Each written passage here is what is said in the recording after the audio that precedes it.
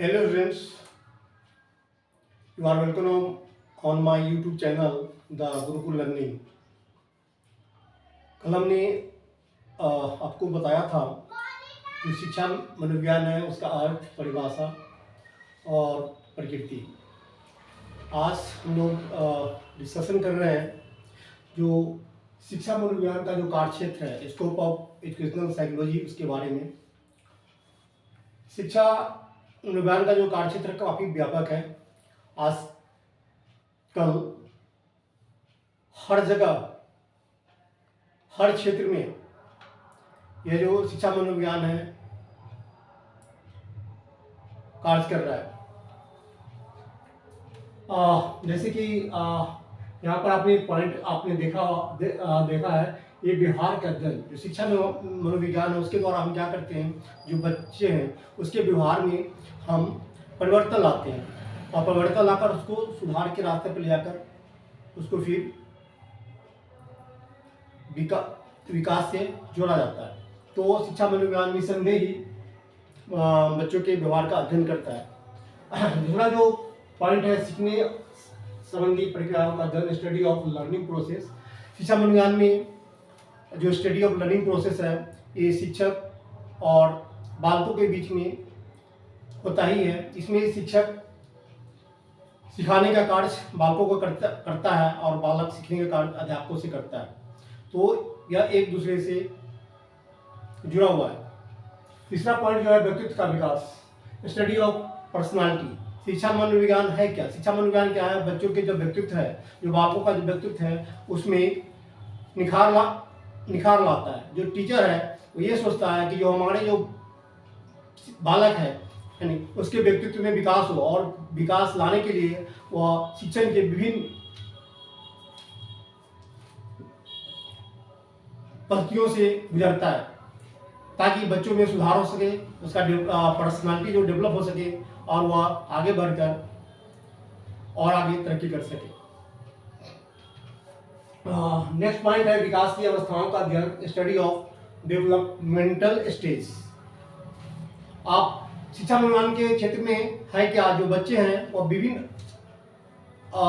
अवस्थाओं से गुजरता है। जैसे शुरू में किशोरावस्था है, उससे पहले भी है नहीं, जो किशोरावस्था से पहले भी बालक अवस्था होता है। तो यह जो शिक्षा मनोविज्ञान है बच्चों के विभिन्न अवस्थाओं और उसकी प्रक्रियाओं का अध्ययन करता है तथा उसमें सुधार लाने की कोशिश करता है। उस हिसाब से, उस तरह से शिक्षा की गतिविधि को जारी किया जाता है शिक्षकों के द्वारा कि बच्चों पे कोई गलत तरीके से उसका प्रभाव न पड़े। उसके जो एज है, जो अवस्था है, उसके अनुसार उसके जो मानसिक विकास हो, उस तरह की शिक्षण प्रणाली उस पर लाने की कोशिश करता है। नेक्स्ट जो है, शैक्षिक समस्याओं पर अध्ययन, स्टडी ऑफ एजुकेशनल प्रॉब्लम्स। शिक्षक और जो छात्र है उसमें हमेशा आप देखते हैं कि जब हम पढ़ाई करते हैं तो समस्याएं तो होती है। समस्या होती क्या है, जैसे कुछ बच्चे ऐसे होते हैं, वो जो टीचर है अगर उन्होंने कोई होमवर्क दिया तो ऐसा होता है कि बहुत सारे बच्चे कर लेते हैं, लेकिन उसमें कुछ स्पेशल चाइल्ड होता है वो नहीं कर पाता है, या कुछ ऐसे बच्चे होते हैं विशिष्ट जो बहुत जल्दी कर लेते हैं। तो इसमें पूरा सामंजस्य लाने के लिए टीचर क्या करता है कि जो अपने जो बालक है उसमें विभिन्न तरह की गतिविधियां लाकर कोलैबोरेशन टीचिंग करके बैलेंस करने की कोशिश करता है, ताकि जो बच्चे कमज़ोर हो वो अपने सहपाठियों के साथ आगे चल सके, और जो बच्चे स्पेशल होते हैं, स्पेशल में दो तरह के बच्चे होते हैं, एक तो होते हैं काफ़ी तेज इंटेलिजेंट होते हैं और दूसरे बच्चे ऐसे होते हैं जो काफ़ी कमज़ोर होते हैं। तो जो काफ़ी तेज है उनको भी एडजस्टमेंट करना पड़ता है, क्योंकि वो कम टाइम में काफ़ी ऑब्जर्व कर लेता है बच्चा, और कुछ ऐसे बच्चे होते हैं जो बहुत टाइम में भी ऑब्जर्व नहीं कर पाता है। तो टीचर हमेशा बैलेंस करने की कोशिश करता है। नेक्स्ट जो है, वंशानुक्रम तथा वातावरण का अध्ययन, study of heredity on environment. जो शिक्षा मनोविज्ञान है इसका जो कार्यक्षेत्र मैंने आपको बताया जैसा कि बहुत व्यापक है। जो शिक्षा का जो प्रभाव होता है वह उसके हेरिडिटी पर भी फर्क पड़ता है और उसके जेनेटिक पर फर्क पड़ता है। डिपेंड करता है कि बच्चा किस माहौल में रहकर पढ़ाई कर रहा है, बच्चा किस माहौल में रहकर लर्निंग कर रहा है। तो हेरिडिटी और लर्निंग का शिक्षा से सीधा संबंध है। बच्चे जिस तरह के वातावरण में रहते हैं, बच्चे जिस तरह के वातावरण में पलते हैं और जैसा उसका हेरिडिटी मिलता है उसी की तरह उसका विकास होता है।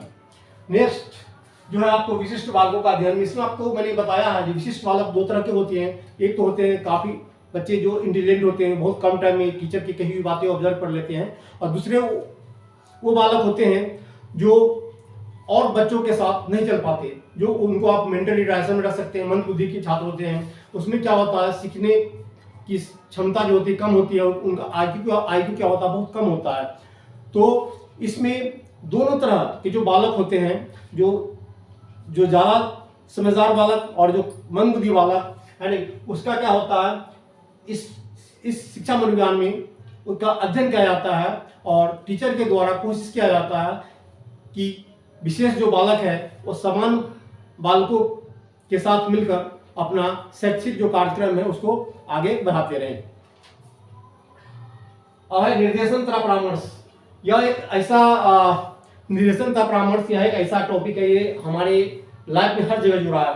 चाहे आप मेडिकल में चले जाते हो या आप शिक्षा में हो, तो हर जगह जो काउंसलिंग है या गाइडेंस है, ये हर जगह है आजकल। अगर आप स्कूल में भी पढ़े हैं या आपके परिवार में कोई बच्चा पढ़ रहा है तो वहाँ पर काउंसलिंग किया जाता है। काउंसलिंग इसलिए किया जाता है कि जो आपके बच्चे हैं उसमें क्या चीज़ की कमी आ रही है, कौन समस्या है, वो टीचर भी समझ सके और अभिभावक ही समझ सके। अगर टीचर समझ रहा है, अभिभावक नहीं समझ रहा है, तो क्या होता है, बच्चों का फिर विकास उसमें नहीं हो पाता है। तो वहाँ पे काउंसलिंग जरूरी हो जाता है। इवन आप हेल्थ के सेक्टर में चले जाइए, अगर कोई डिजीज से गुजर रहा है और उसमें क्रिटिकल समस्या है तो फिर उसकी काउंसलिंग वहाँ पर भी करनी पड़ती है, गाइडेंस वहाँ भी करना पड़ता है। उन्हें बताया जाता है ना कि किस तरह के डिजीज है और इसमें आप क्या क्या और दवाई ले सकते हैं और कैसे अपने को क्योर कर सकते हैं और कैसे आप अपने जो बिहेवियर है उसको चेंज करके आप समाज के साथ आप अपना आगे डेवलप कर सकते हैं। नेक्स्ट जो है आपका समायोजन का क्षेत्र, area of adjustment. Area of adjustment क्या है, या शिक्षा मनोविज्ञान का एक क्षेत्र है। इसमें जो आपका ये है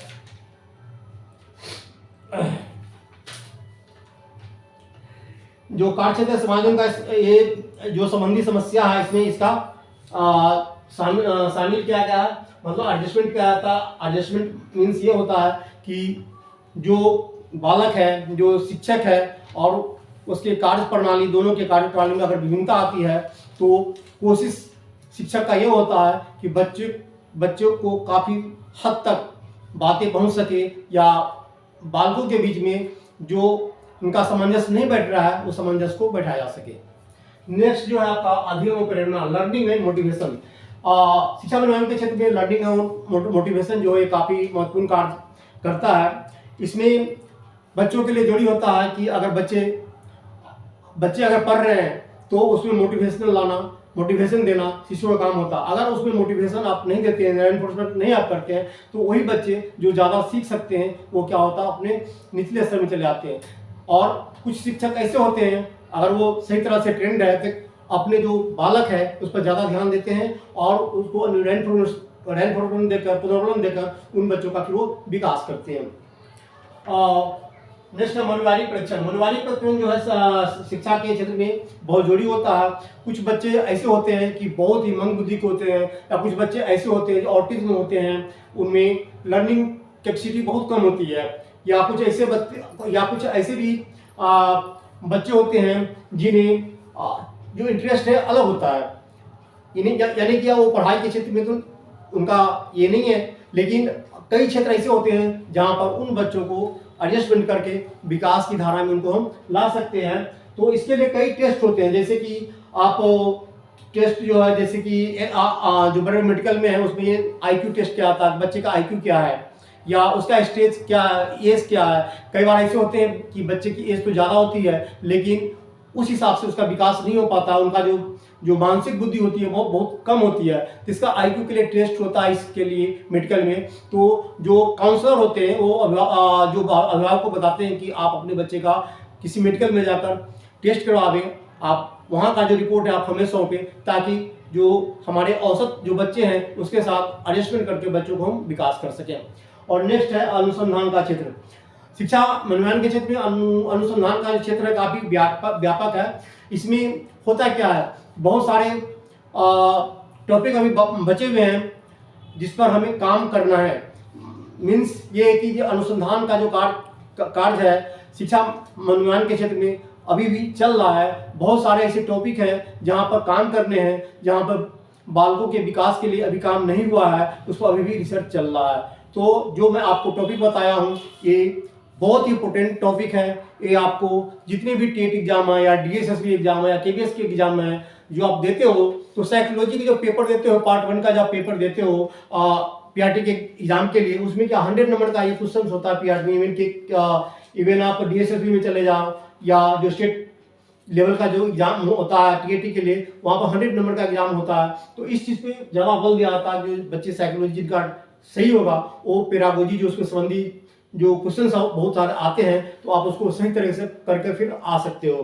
तो इन बिंदुओं को आप लर्न करें और लर्न करने के बाद आपको उसको अपने योजना में शामिल करें, अपनी रणनीति में शामिल करें। अगर आपको लगता है कि जो मैंने जो आपको टॉपिक पढ़ाया है लगता है कि आपके लिए काफ़ी अच्छा है, तो हमारे चैनल को आप क्या करिए, सब्सक्राइब कीजिए, लाइक कीजिए और अपने दोस्तों के साथ शेयर कीजिए। Thank you.